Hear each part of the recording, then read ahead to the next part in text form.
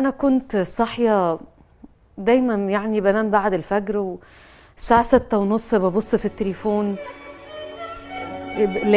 لقيت موقع يعني مجهول منزل الخبر. أدور في جوجل ما لاقيش الخبر برضو. ويمكن أكتر من حد لما تيجي تسأل كده، لأن الوفاة كانت في الساعات الأولى، فما كانش في حد مركز قوي غير الصبح، فالناس تقعد تشيك كذا مرة في تليفوناتها علشان أصعب حاجة في الدنيا، عشان طبعا تتأكد، لكن أصعب حاجة في الدنيا الواحد فعلا ممكن يواجهها ويعيشها، واللي عدت على الناس كتيرة يعني وعاشها، وممكن يكون حاسس بالمصاب الجلل ده في حياة الأسرة، تحديدا أسرة الراحل محمد صبري. الموت الفجأة وساعة الغفلة، دايما نستعيذ من الموت الفجأة وساعة الغفلة. وفعلا من الحاجات الصعبة جدا جدا اللي عدت عليا هي وفاة الكابتن محمد صبري. أنا عمري ما التقيت فيه، لكن كابتن محمد صبري كان من المفروض يعني إنه هينورني هنا في الكلاسيكو من حوالي 14 يوم، وكان مرحب جدا، واتفقنا معاه على كل التفاصيل، وأعتقد رحمة الله عليه كان بيتكلم عني بشكل كويس. لكن قناة نادي الزمالك كان ليها رأي تاني.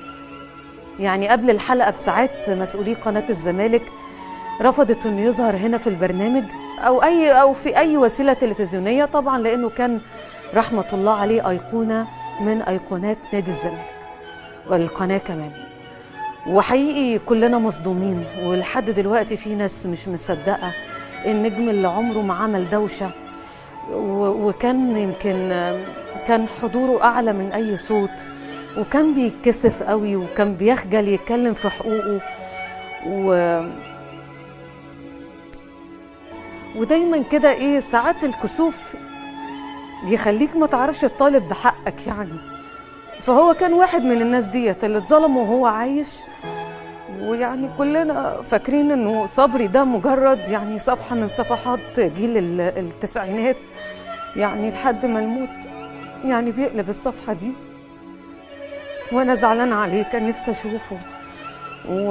ويعني هو يعني ما حدش يستوعب الفكرة، يعني انه ما حدش يستوعب فكرة حادث واحد، لحظة واحدة تاخد راجل عايش عمره كله في حب النادي، وبيتكلم بالقدم قبل ما يتكلم بلسانه.